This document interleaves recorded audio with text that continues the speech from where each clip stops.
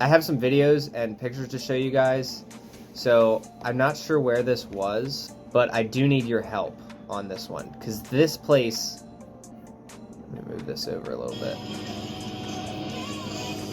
Turn the music down so I don't get copy strike, but where is this? Where is this located? And yes, I'm getting that tint back. Where is this place at? Because I've been there before, plenty, like once or twice, and it's absolutely beautiful. This is what this right here. See if this plays. You'll have to excuse the filming from like back in the day. Not really all that great. Yeah. Like, I forget where that's actually at. Rest area. Someone can tell me. I feel like it was up on I-80, but there you go. Lost a tire. I hit a ladder. I hit a ladder on the highway. That's what that was. That was in Florida. This was my silver truck after we decided to parting it out. That sucked. It fell off the jack stand. Here was us moving out of the shop. We were working on moving, I believe, to the new shop at this point, and I was getting like tires and mufflers and all that stuff out. You guys can see, like, I used to just buy tires from Craigslist, and it was 150 bucks, and I just slap a new set of tires on there. And I never had TPMS. This was my record week. I made almost $6,000 this week, taking that car down to Florida, and then going right from Florida up to Washington State. Yeah, that's the trailer there. Made almost $6,000 that week. Dude had a ton of money. E-brake never worked in this axle, so I've run that axle for a long time. I used to use the wheel lift as a parking brake. I mean, I don't know. The truck looked really, really good there. Honestly, I think it looked really good there. So it wasn't bad. It was a little dirty. 2-inch spacer between the duals and a 2-inch spacer up front. People tell you you'll have issues with spacers. I concur. You buy the correct ones and it's all right. Here's the pictures. No, not that one. This one here. 3,335 miles from down here up to. Yeah, that was a good time. I don't think I had any issues that week. I think I was dealing with the fender flares there, because it looks like I took the fender flares off. And I got rid of the front spacer, because the truck started shaking. So I got rid of the front spacers and the front fender flares. So that's where that came in. You can see all the bugs, but because of the stack, it pretty much melted all the bugs, so it was fine. Here's when we were in the boat. Yeah, we were on a boat. I forget, I vaguely remember that trailer too. Front brakes, lost them again. Brakes are terrible. Getting tires. I was getting something done on the back. I can't remember what it was. But this is when I destroyed the fender flares and I had to start ratchet strapping them on. Bed was always clutter. Small little trailer. Ice. Snowy storm. Oh, come on. This video is turning out to be longer than I thought it was going to be, but I feel like for good reason. Wow, that was an old picture of me. Wow. June 15th, 2019. Yeah, here's another. I did a lot of bumper pulls back in the day. I think that was the ground for the wheel lift. That was my silver truck. I was about to pay to get this fixed, and the guy, it was just taking too long before he finally wanted to look at it, so we finally got it out of there. I took the parts I needed and just sold it. Here was us moving. I was moving out of the old apartment storage area, so I was pulling everything out, using the engine crane and whatnot. This was the trip. I wish that I had this video. You guys can see, like, this was when I had four-wheel drive. This is where you 100% need four-wheel drive. They had to take part of this barn down, and the mud was like a foot deep. We ended up destroying the fender flares on that one. Like, you can see just how bad it was. Look, there's Liam. There's the mud flaps sitting underneath the truck. That was there's my feet, because I decided just to go barefoot because I was ruining my shoes. That was bad. I think this one was the one right after. And you can see the oil on the ground. This is when the motor was getting ready to leave. Here's my record numbers. 47 pounds of boost, 230 on the coolant temp, and 1750 on the EGTs. So that was pretty cool. Everybody says EGTs will kill the motor. We lost a piston ring on that one. This was the day the motor finally died. Not died, but like I finally lost the ring. And then I took a couple loads to get it back, and then we just left the truck parked. 111 degrees, welcome to Texas. Truck was blown up here. This was a load I took while I was out there with it blown up. 20 hours to get home. Had a tire blowout. Actually, what I ended up doing, I stuffed a piece of wood back in here because a tire ended up blowing out and destroying this fender. So I threw a piece of wood in there and ratchet strapped it, and it worked great until I got home. Tennessee, here's the Bass Pro Shop. Welcome to Pennsylvania. And then once it was blown up, I decided, let's take another trailer. And that's what I did. While it was blown up, I took this trailer out to New Jersey, Maryland area. So that was great. This was when we were working on the 5500. You can see we're putting the two beds together. I don't have that video yet. Then I had to use that truck to run, so we had to use ratchet straps to hold the bed on. Here was my truck after it was blown up. You guys can see we just kind of like ripped it apart and just let it sit. That was the setup right there. You can see the bed damage. Cut the fender flares off, threw them in the trash. This whole bed ended up getting scrapped. You can see the damages like on the bottom and whatnot. So we ended up getting rid of all of that. The bed was just destroyed. The old wheel dollies. We're dropping off a 48 foot. That is a 19.5 GVWR with a 21K GVWR. So that's a 40,500 GCWR. There was my silver truck. Again, before we got rid of it, used to haul boats.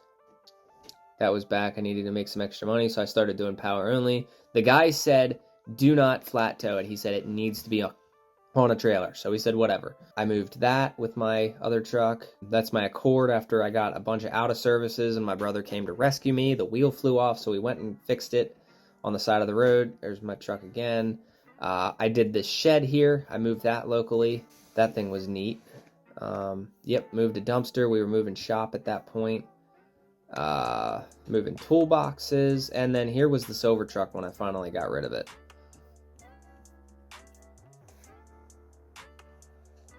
Finally got rid of her.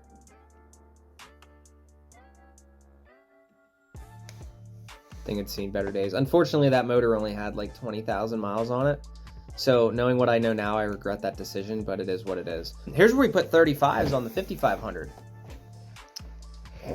35s on the 5500. We used Jeep flares at first just for a temporary, and then we ended up getting, back in the glory days. We ended up getting actual flares for it at some point, mega cab flares, and it sold. But 240 for diesel, I remember that was my record back in the day. This was September 16th of 2019.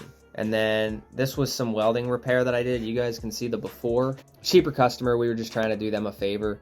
So I did that, and then you can see the difference.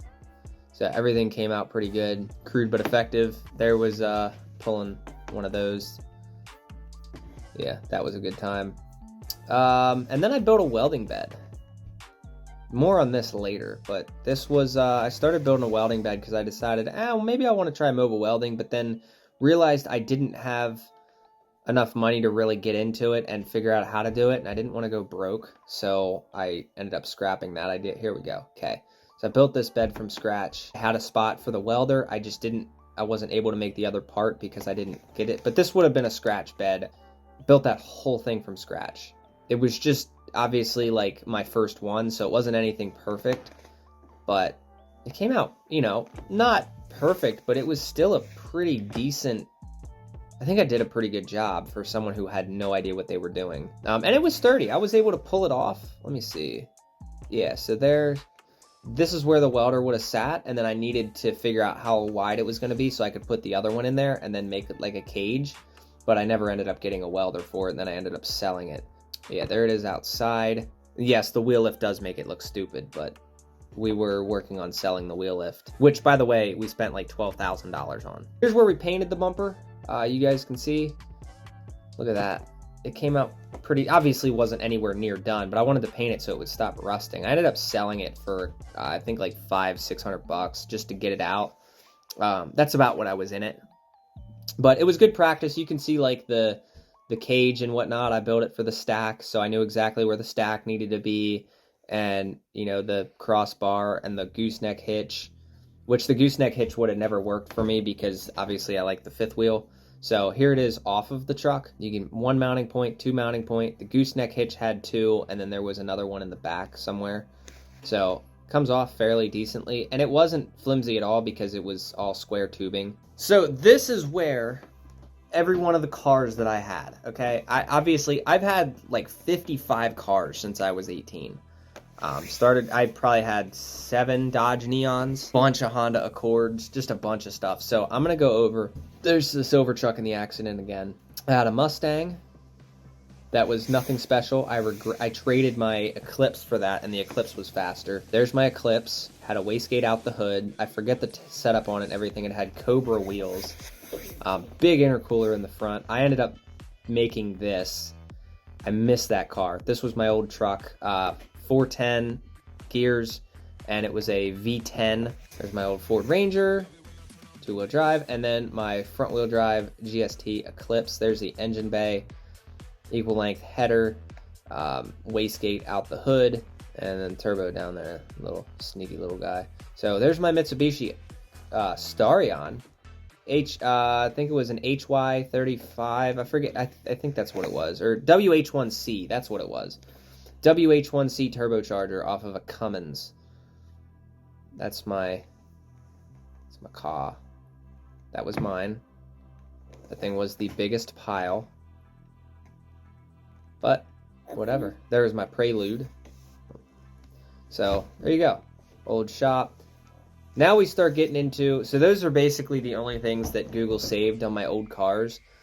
But yeah, that Eclipse, I loved that Eclipse, but I needed the money back then. I think I traded it for the Mustang and then sold the Mustang for like $3,000, plus I got a little bit of cash on top for the Mustang for the Eclipse. So, yes, I regret getting rid of it. The Starion I traded for the Eclipse. Best decision I'd ever made. And then trading it for the Mustang was a terrible decision. So now we get into about when the channel got deleted and I had to start a new channel. Here is where we started the new channel. You guys can see, this is what my truck used to look like when we started rebuilding it. You can see red bed, the cut flares. I had a 7-inch stack on this thing. It sounded gnarly. That's why I want the stack again, because I liked it. That's a cat. Yeah, I'm gonna have to cut through a lot of this. Back when working on tow piglet stuff. Here was us with the wheel lift. I think this was the last time I got to use the wheel lift. I towed a Durango. For Grandpa. And then here was us pulling the wheel lift off, and I needed to find a hitch. So here was the wheel lift. There's the truck. Come on, load. That was a good picture, but it was a pile. Back when the hood release was right here. I'd like that a lot better than I like what I have now. Hotshot Dave. Back when we went to check out his setup, something happened to his truck, but here's I had a vise. That vise ended up breaking. Hotshot Dave. Man, he really used that truck. Ended up having a rod knock. So I have to filter through some things that aren't exactly appropriate, but this is when we finally got rid of the red bed. I went and got a black bed. We went to Connecticut and paid, I think it was $100. I also had a chrome bumper. I think that came with it as well. But there was the red bed. I ended up selling that. I think I sold it for $600. Yeah, you can see the rust. So I didn't want anything to do with that bumper. Those were nice. I wish I would have tried to keep those, but there was, I think I put the fire extinguisher there. So it was a decent bed. There you go. First time the truck was all one color in a while. And I was super happy with it. A little bit of, oh, that was from Justin's truck. That's right. So he took the badges off of those two, but left the 4x4 for some reason. But I had the little lights up on the top, which I did like those. Those were neat. And then we put the cap back on. Waiting for the mud flaps to even themselves back out. There you go. There you go. So, sold. Somebody bought it. There you go. There was the old setup. I had the old generator. I lent my generator out for a guy to repair it, and I don't have his contact anymore. So somebody has my generator, and I have no idea who to contact about getting it. So if you have my generator, send me a message, because I want my generator back. Not the Honda, I traded that one. But yeah, that was the old setup there. Truck looked really good there, other than, you know, the damage on the flare. There was the stack setup. That was literally all the stack was, right here. Dump trailer. That looked nice there, I really do think. It just needed painted, but that looked really nice. Alright, so that's pretty much everything that my Google Drive saved. It's unfortunate that I lost the old channel. It is what it is. So I figure, you know what, I'll show you guys some of the pictures and some of the stuff that I was able to do in the past and go over it for the guys that are interested. Probably won't get many views, but at the same time, at least, you know, there is people that are interested. So I will probably cut this up into 2 or 3 different sections. So we'll see if you guys like it or not, but basically just wanted to recap all that. Just sitting at home today. And tomorrow a guy's coming out riding the fenders and the bed. I do want to talk to you guys about something too, because so the white truck, I bought it for the transmission originally, okay? Then I was like, okay, well, let's build it. Then after finding out that it's not big enough for my needs, I'm like, okay, you know what, we'll just sell it, you know, whatever. And then it's like nobody, after 10 inquiries, we're like, okay, let's part it out. Now, some things, there are people who will tell you that, like, there's people that'll consider that not income. It's no different than flipping a car. Like, if I go and buy a car for $2,000 and I put $1,000 into it and I sell it for $7,000, it's income. That's how it works. So if you part out a vehicle, I have now made on that truck, like, YouTube's ad revenue is over $2,000 from that truck by itself. I sold the original transmission, so instead of having to go buy one with a core, I was able to sell the original transmission in my truck to bring the purchasing cost down to $2,000. So now we're only into it $1,000. And then I've already sold a bunch of stuff on it. I've made another probably 2 in parts, and then we have another couple grand coming. So out of the whole thing in that truck, I will probably, more than likely, double what I paid for it. Possibly triple, just depending on how the YouTube ad revenue does. But we'll probably double or triple our money on that white truck, which definitely helps out. I'm looking into buying another trailer now. I actually inquired about one, a 30-footer tandem, just to have it. So I may try to buy it to flip it or lease that out, but we'll see what happens. But there's that. Another thing I noticed, for some reason, the people that hate me the most that don't know me, you know you're doing well when people that don't like you will sit there and write entire paragraphs about you. That means that they thought about you. So it is a little weird, but it is something that comes and goes with it. I'm still getting used to it. It's a really small YouTube channel. I only have like 17,000 subscribers, but the channel at bare minimal does 2,000 in revenue a month, which is pretty good for a 17,000 subscriber channel, I think. So I do feel like, yes, I wish I could grow a little faster, but at the same time, I do appreciate the fact that it is something that is livable off of, and I can jump from different business ventures whenever, like anytime the market is crashed in Hotshot, I can do mechanic work. And anytime mechanic work sucks and Hotshot's up there, I can sit and make money doing Hotshot. I do have a load booked on Monday. We're doing a power only on Monday. Paying $588 a mile, no tolls, picking up from Copart. It's a good 5.5 hour day for $700, and I only got to drive 119 miles, so not too bad.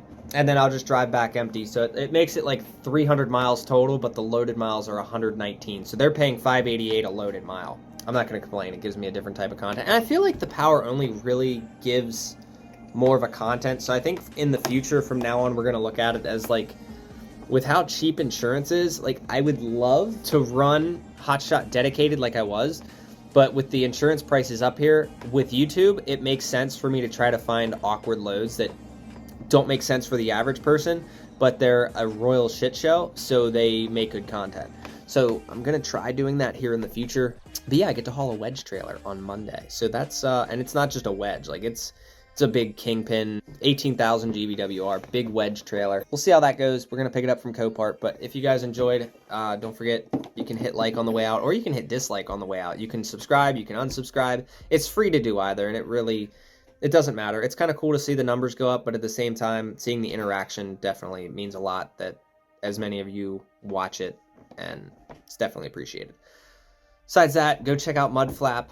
Get $10 free fuel after your first fill up. I also get $10 free fuel, and Amazon affiliate links. Everything's down in the description. Go check out the description of the video. If you want to get a hold of me, I answer every message, email and Instagram message that I get. Just sometimes it takes me a minute to get back to the comments. I did say I was going to stop reading the comments. I do occasionally get on there when I have time to read the comments. A lot of guys' comments have been going to the spam folder. It just seems to be the norm. Spam folder is absolutely huge, and it's just YouTube's fault. I don't know why they do what they do. Any spam messages generally get allowed, and then normal messages from normal people get sent to spam folder. So if you respond to a comment, that's when it gets marked as spam. So it's really weird. But hope you guys enjoyed. See you in the next video. Safe travels. Have a good one.